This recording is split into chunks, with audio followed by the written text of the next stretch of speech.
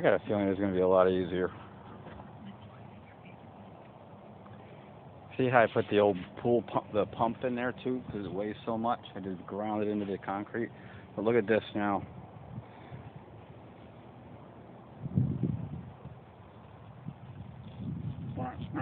See, I gotta get the thing into here though.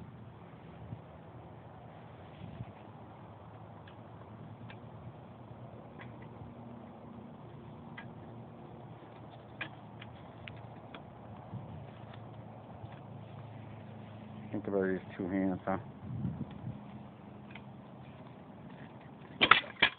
Ouch. Hit myself in the hip with this bar.